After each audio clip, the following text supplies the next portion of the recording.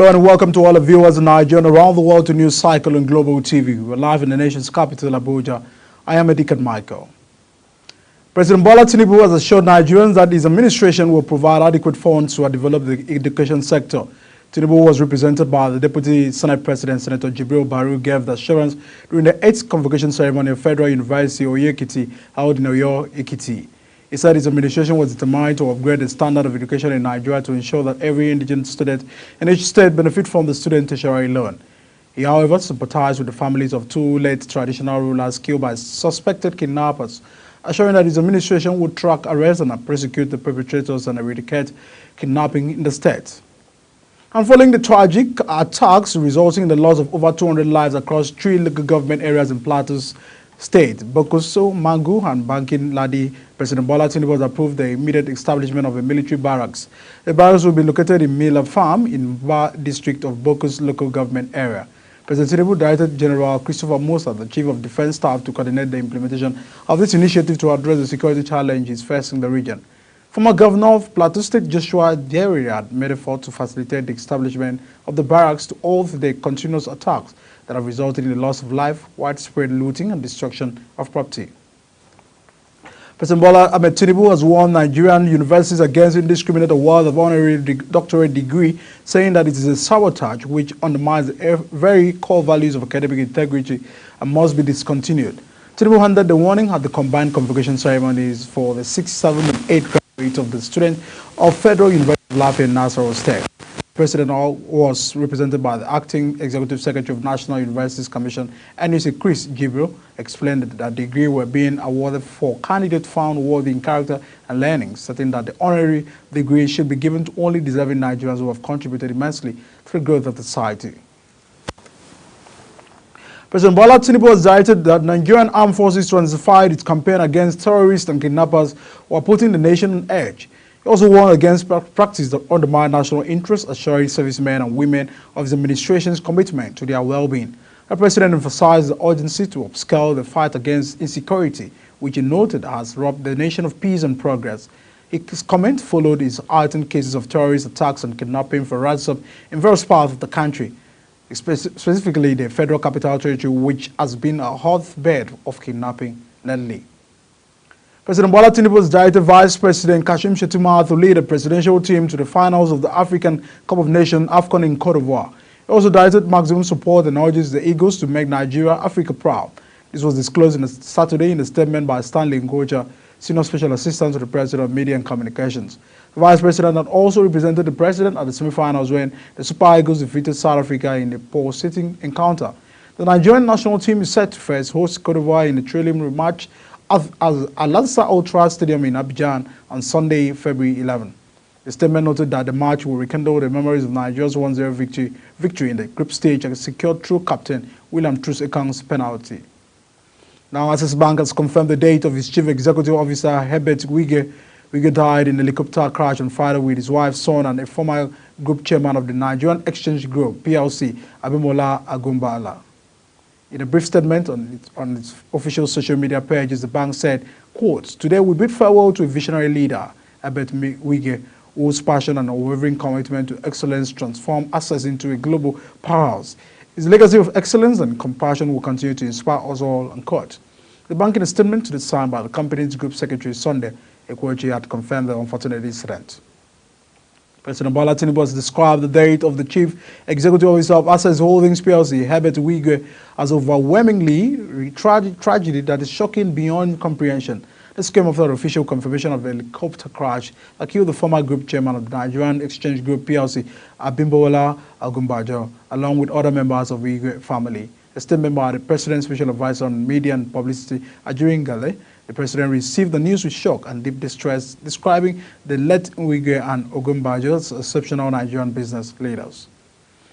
The military high command says its troops in the last 1 week have arrested 6 suspected violent extremists in the Federal Capital Territory. The Director of Defense Media Operations, Major General Edward Buba, stated this while addressing newsmen on activities of troops across the country. According to him, troops across the 6 geopolitical zones of the country have remained undeterred by prevailing circumstances as they continue to exhibit remarkable determination and sacrifice in pursuit of this noble goal. Kikelomo Kere has more details. Addressing newsmen amidst recent security upheavals nationwide, the Director Defense Media Operations, Major General Edward Buba, says the armed force overarching objective remains the restoration of peace and security and ensuring citizens can enjoy a life free from fear and uncertainty. According to him, the armed forces have continued to deal significant blow on terrorists with significant successes recorded. He explained that troops of Operation Will Punch raided extremist enclave in the FCT and arrested a notorious criminal, Badimosi Mohammed, and 6 others, with 2 kidnapped victims rescued in Kuje and Gwagwalada area council. Operation Wild Punch recorded the following during the week.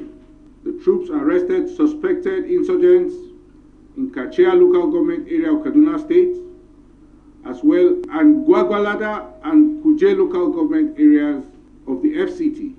Troops arrested suspected kidnappers in Kuje and Gwagwalada local government areas of the FCT. They conducted raid in Lafia local government area, as well as Kagarko and Chikum local government areas of Kaduna State. Troops foiled a kidnap incident in Abuja Municipal Area Council of the FCT and Munya local government area of Niger State. Overall, troops of Operation Wild Punch arrested 11 violent extremists and rescued 2 kidnapped hostages. Troops also recovered 1 AK-47 rifle, 1 assault rifle, among other items. General Buba further stated that troops in their various theaters of operation across the country also neutralized 266 violent extremists and arrested 463 of them, while 116 kidnapped hostages were rescued. In the month of January, troops recorded the following. We neutralized 266 terrorists. We arrested 463 of them, and we rescued 116 kidnapped hostages. We also recovered 447 assorted weapons and over 6,690 assorted ammunition. We denied the oil theft of close to 3 billion naira just in the month of January.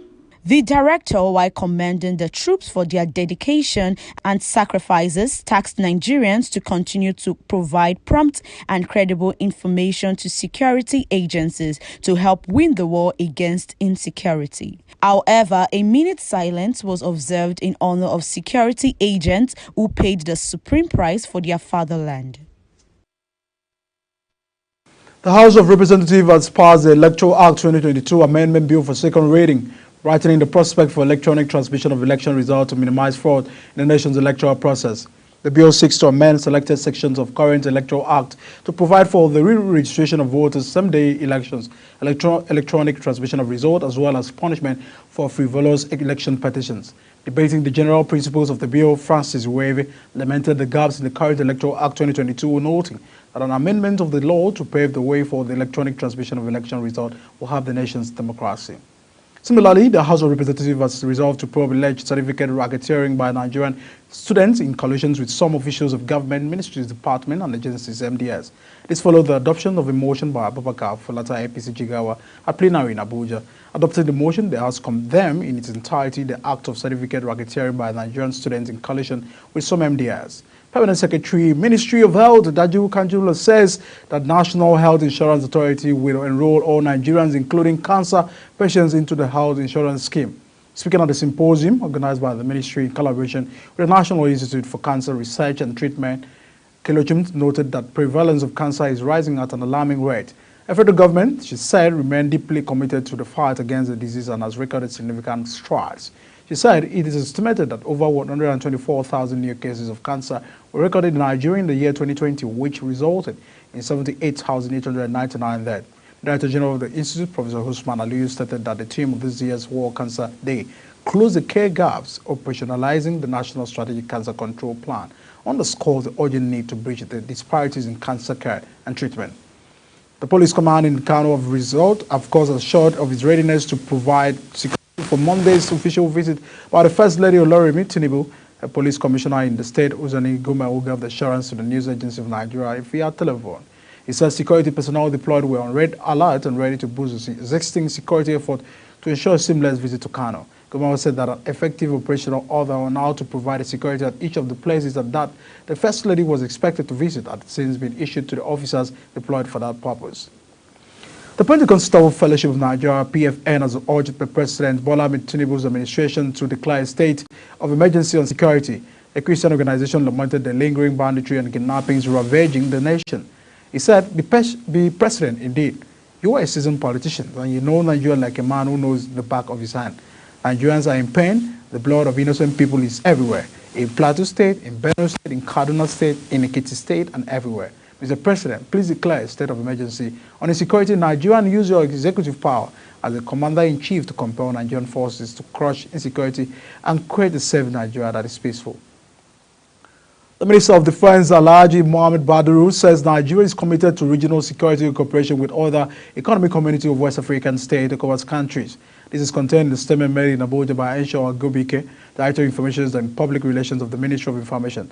Badru said these at the opening of the extraordinary session of the Mediation and Security Council of ECOWAS at the ministerial level in Abuja, emphasized the importance of collective actions in addressing regional security challenges. He underscored the importance of the extraordinary session, noting that the event was to deliberate on pressing security matters affecting the region.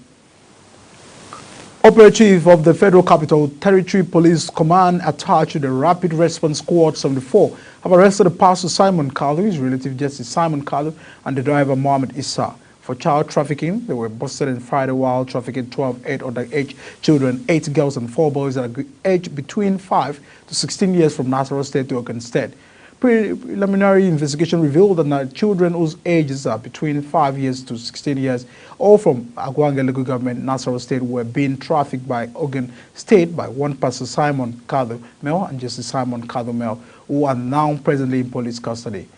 While the investigation is still ongoing, an effort in conduct with Nasarawa State Police Command on how to reunite victims with their respective families, the Commissioner of Police, FCT Bernard Igwe, wishes to reiterate that safety of residents remains its utmost priority.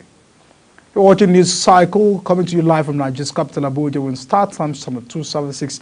Kindly follow us on all social media platforms using at Global TV NNG and other handles national on your screen.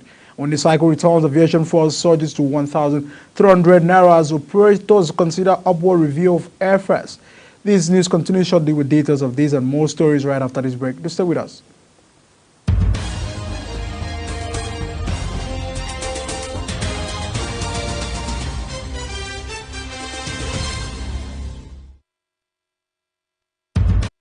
And this is Global Television bringing you live broadcasts of News Cycle. Many thanks for still staying with us. Israel's Prime Minister Benjamin Netanyahu has rejected Hamas' proposed ceasefire terms, saying total victory in Gaza is possible within a month. He was speaking after Hamas laid out a series of demands in response to an Israel-backed ceasefire proposal. Netanyahu said negotiations with the group were not going anywhere and described the terms as bizarre. Israel was expected to take issue with Hamas' counter-offer, but this response is categorically rebuked, and Israeli officials clearly see an effort by Hamas to end the war in its terms as utterly unacceptable. As the United States Secretary of State Antony Blinken travels across the Middle East to broker a deal between Palestinians and Israelis with the help of the major players in the region, Palestinian envoy to Nigeria Abdullah bin Hal has accused the U.S. of double standards in its role as mediator and pushed for a two-state solution. Speaking in Abuja, the ambassador also condemned Israel's continuous seizure of Palestinian funds and action he said has resulted in Palestinians' inability to pay salaries and cover costs associated with diplomatic operations. Global Television's correspondent Anthony Mamodu brings us more details. Despite effort made by Secretary Blinken across the Middle East in search of a peace deal to end the Hamas-Israel conflict, Ambassador Abdullah bin al-Shawesh says the United States is favoring the Israelis and in alignment with the Israelis. On the two-state solution, why the U.S. Secretary of State Antonio Blinken asked his department official to conduct a review and present political option regarding possible U.S. and international recognition of the Palestinian state after the war in Gaza. He said the international community was also complicit in the suffering inflicted on Gazans with the suspension of aid and donations to the United Nations Refugees Workers Agency. By suspending financial assistance to the UNRWA, the donor countries are by default completing the Israeli genocidal mission that the court prohibited. After 4 months of the textbook genocide conducted by Israel, supported politically and militarily by many Western countries, and after zero accomplishment of this friends war declared goal, those countries have become assured that this war is just to save the political skins of the Prime Minister and his coalition. Abdullah blamed Israel's refusal to release Palestinian funding for the inability of the Palestinian government to meet a wide range of obligations, and domestic and foreign. During the delivery of appropriate humanitarian aid to the Gazans, the Israeli man-made of financial crisis by refusing to transfer our clearance fund for the third month in a row has deeply affected our ability to pay the monthly salaries and the government daily running costs. This has set back all macroeconomic measurement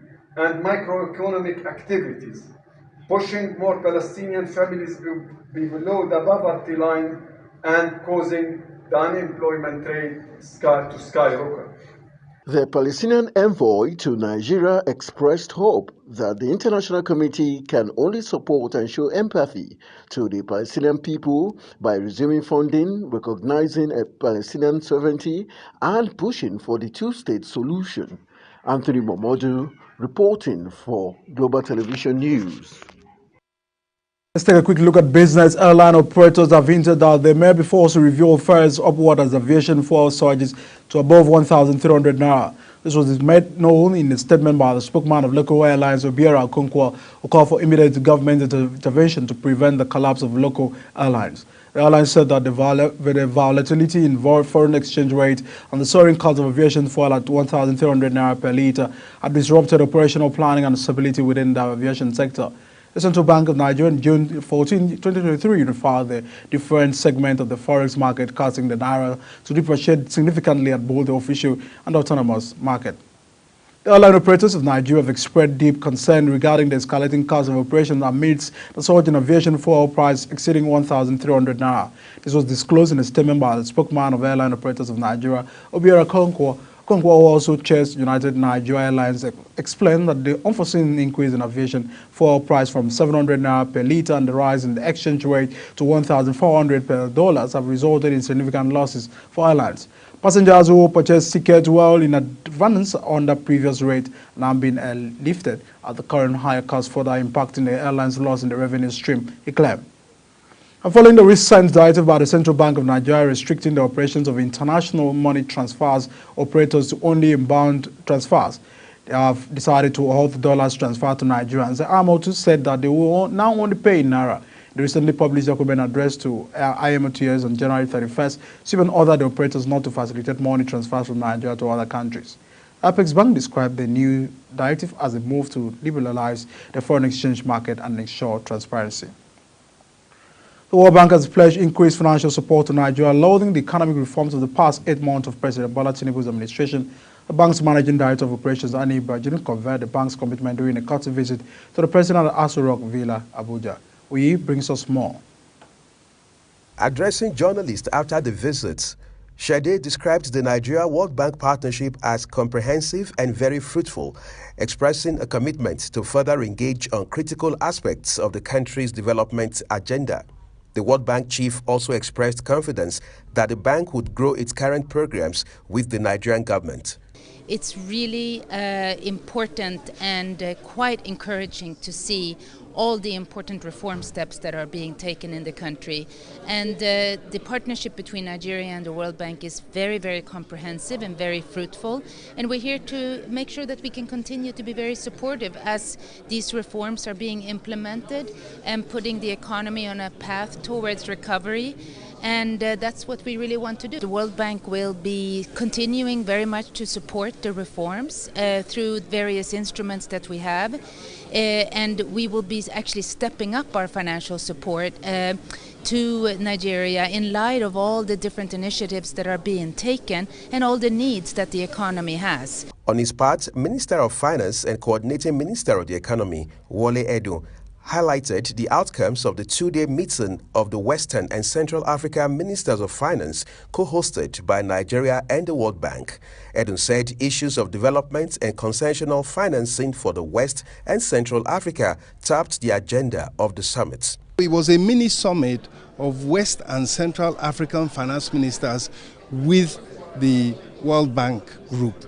And of course, issues of development, issues of concessionary financing, and increasing the level of concessionary financing to West and Central Africa in this particular case, what was on the agenda. And we reported to Mr. President that we had a very robust discussion, and emphasis was laid on increasing, as we have just heard from the Managing Director Operations of the World Bank, emphasis was on increasing resources to Nigeria, to West and Central Africa, and also improving electricity access, growing the social safety net, providing greater support for digitization and technological development of our economies, and ultimately to assist in our search for solutions to the issue of development and leading our various countries out of poverty. Emphasis had been laid on increasing resources to Nigeria, West and Central Africa, as well as to improve electricity access, growing the social safety nets, providing greater support for digitization and technology development of the economies, and to assist in the search for solutions to the issue of development and leading more people out of poverty.